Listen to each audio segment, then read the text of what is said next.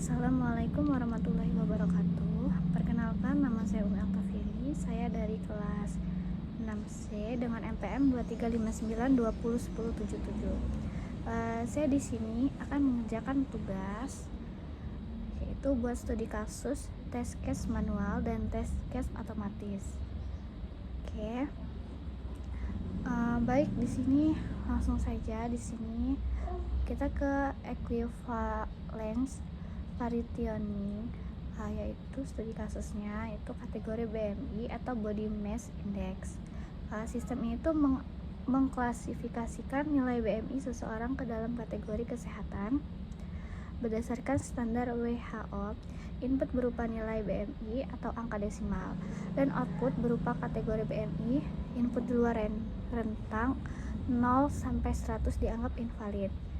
Baik, di sini ada sebuah codingannya. Oke, pertama kita lihat tabelnya. Parities BMI ini. Jadi di sini kita menggunakan library Pandas dan tabulet untuk menampilkan tabel dengan rapi. Kita buat dictionary-nya dengan 2 kolom rentang BMI dan kategori. Hasilnya, sistem membagi nilai BMI menjadi 6 kelompok. BMI kurang dari 0 itu kategorinya invalid. Lalu dari 0 sampai 18.5 itu kategorinya underweight. Lalu 18.5 sampai 25.0 itu kategorinya normal. Lalu 25.0 sampai 30.0 itu dalam kategori overweight. Lalu 30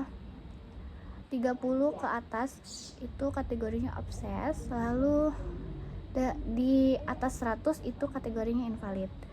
Lalu di sini kita ada test case evaluation partitioning manual atau kategori BMI. Di sini kita tambahkan satu kolom. Lagi, yaitu hasil yang diharapkan. Jadi kita tentukan dulu secara manual nilai BMI-nya berapa yang kita tes dan apa output yang seharusnya keluar. BMI min 5 itu harusnya invalid, yang harus diharapkan. Lalu di sini 17 itu kategorinya underweight. Lalu 22 kategorinya normal, 27,5 kategorinya overweight, 35 kategorinya obses, 110 itu invalid. Invalid ini yang jadi acuan pengujian kita. Lalu di sini kita jalankan otomatis. Kita buat fungsi BMI kategori yang berisi sebuah logika if else. Lalu untuk mengklasifikasikan BMI, lalu kita looping semua tes case. Setiap nilai BMI itu dimasukkan ke fungsi. Hasilnya tuh dibandingkan dengan expanded output. Nah, kalau sama statusnya itu dia pas, kalau beda itu fail. Terus kalau beda fail dan hasilnya sama pas, itu sistem bisa berjalan dengan benar. Misalnya inputnya di sini min 5, terus expected outputnya di sini invalid, lalu actual outputnya invalid, lalu statusnya di sini pas. Nah, baik, selanjutnya kita masuk ke boundary value analysis testing. Terus studi kasusnya kategori BMI atau Body Mass Index. Pengujian BAVA dilakukan pada sistem batas antara partisi kategori BMI. Nilai yang diuji mencakup tetap di bawah batas atau unlow, tepat pada batas on dan tepat di atas batas plus untuk setiap transisi kategori. Nah, baik. Di sini sekarang kita tambah satu kolom baru, yaitu batas nilai. Di tabel kolom ini menunjukkan nilai-nilai batas yang akan kita uji di setiap partisi. Misalnya itu partisi underweight, batasnya di 0 dan 18.4. Partisinya itu normal.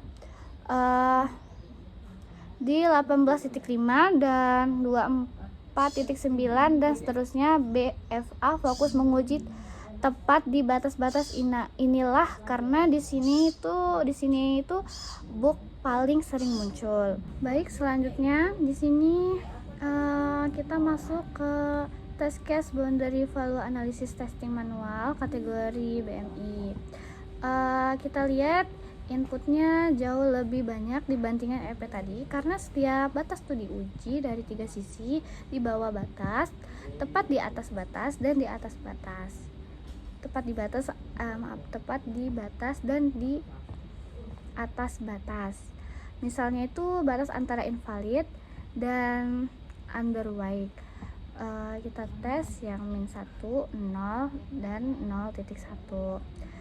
Itu batasnya normal dan overweight. Dan overweight itu kita tes di 24.9, 25, dan 25.1. Nah, itu semua nilainya itu batasan diuji satu persatu. Lalu berikutnya di sini kita masuk ke test case boundary value analysis testing otomatis kategori BMI. Fungsinya itu sama dengan EP. Kita sama dengan EP tadi itu. BMI kategori bedanya itu sekarang test case-nya itu lebih banyak karena mencakup semua nilai batas. Kita bisa lihat di kode ada sebuah komentar, yaitu